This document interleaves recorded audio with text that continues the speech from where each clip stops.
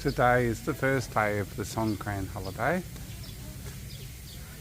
This is the head office of KMIT, all on holiday today. They're a big, successful construction company. They've got a lot of workers, and I'm just going to take you down and show you the workers' camp. Here's the workers. Mingalaba!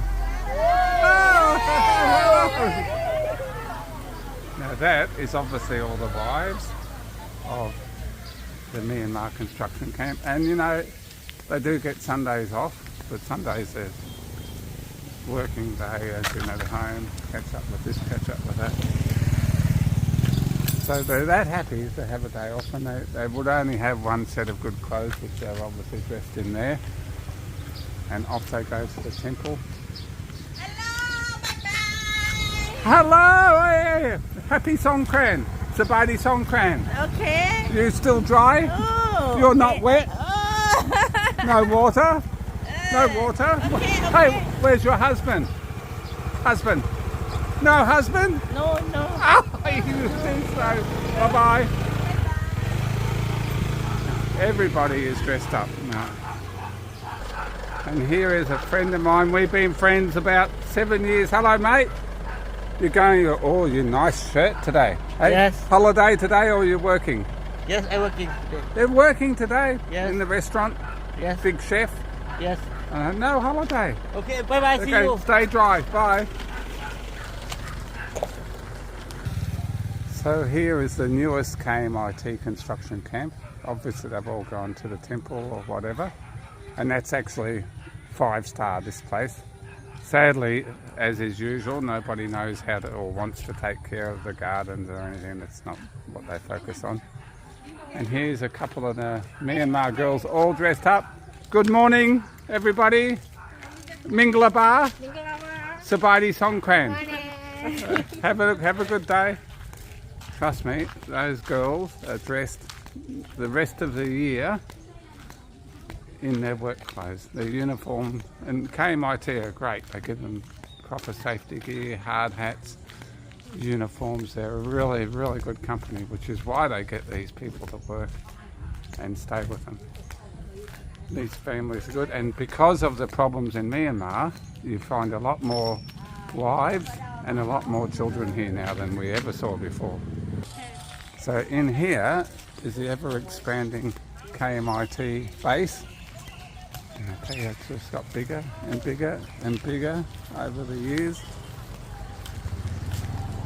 And they do a lot of stuff in here. A lot of steel fabrication.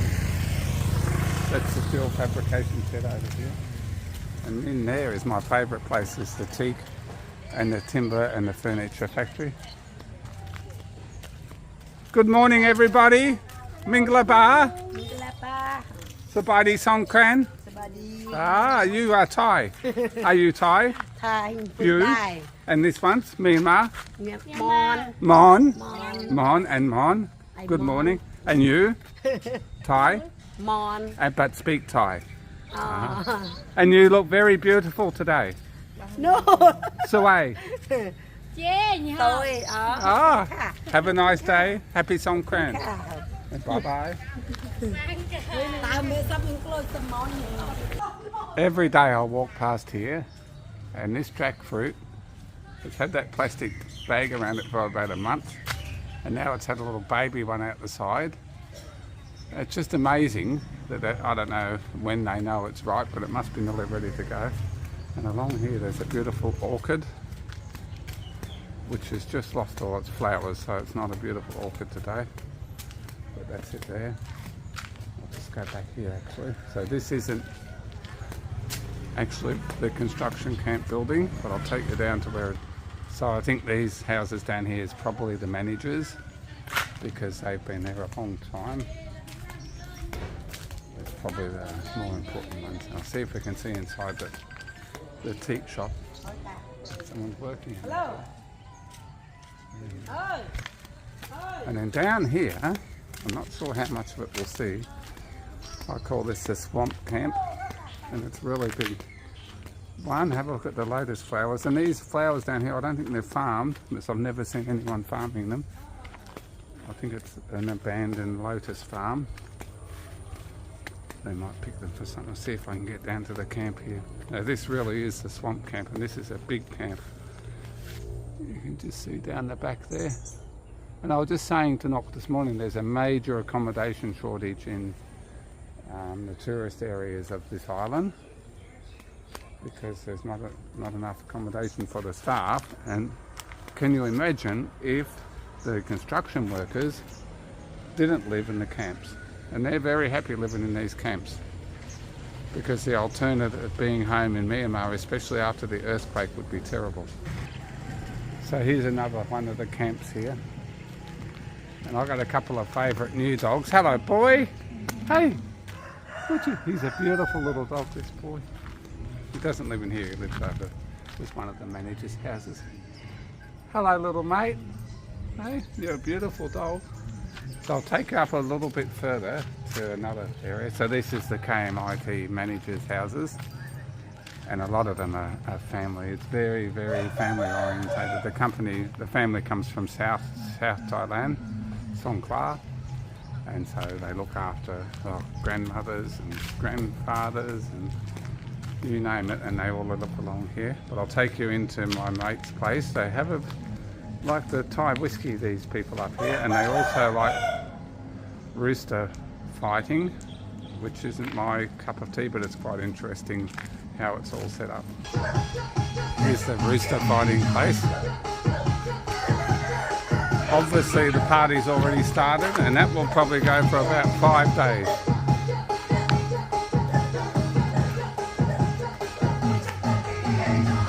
Hello, mate. This dog, not too. Hey, don't you snarl at me. Ah, no. No. They thought they were going to get me, but I pointed at the camera. So I'm not fair game for squirting of water with a fancy camera in my hand. So the water squirting on Songkran comes from a very old Buddhist tradition. Look at this. A lot of flowers around this year, that's beautiful. Very old tradition of splashing the water on the monks, like hundreds of years old, which is turned into plastic water pistols. For a few days everybody goes crazy, squirting each other, buckets of water in the back of utes, and in the last couple of years there was droughts and they weren't allowed to do it so much, but of course they did. But today there's plenty of water, plenty of rain on the island. Where are you going? Hey, you're wet. Songkran. You're going to Songkran. Where's your water pistol? Where? Oh, good enough. You don't have. Why are you wet? Look at how they're already wet. Okay, bye-bye. This little shop on the corner here, and I call the guy that owns it, and this is his garden. I call him Mr. Whiskey because Nock was given some whiskey and I gave it to him and he was very happy. But what he does here, other than the food he grows here and sells at his shop to the Myanmar people, so he buys seconds food from whatever market, maybe Macro, maybe the town market, and he brings those second foods down here, plus the food that he grows as well, over here. And it doesn't look much, but I'll tell you what, he gets quite a bit of food out of these. This garden's a bit overgrown at the moment, and then he sells it over there. You should see the Myanmar people. Now, here is my favourite kids down here. Hello! Yum yum! Well, Yum Yum, you have a beautiful gun. Hey? Now this is what happens on Songkran. Now, he didn't want to get wet. Now because these kids are the best kids around, they didn't squirt him. Nanda? What you got there? Yes. Squirt, Yum Yum, show me. Hey, go. Oh, so they obviously didn't mind getting squirted because they got squirted. Yum Yum, show me your gun. Yum Yum. Yeah, beautiful gun, hey? Yeah. What happened to your hair? What? What happened? They're good kids.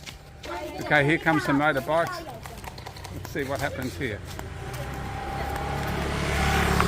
They didn't get her, I'm not sure why. I think this one's in trouble though. Yeah. So these kids are actually their mother when she comes home from the temple. She is taking them all down to the big shopping centre. Oh, here's trouble.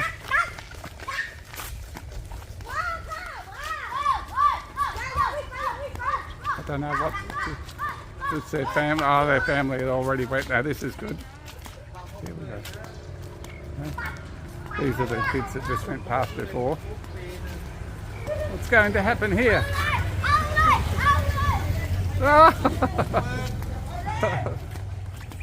All part of the fun. Well, I'm managing to stay out of this. Hopefully I'm managing to stay out of it.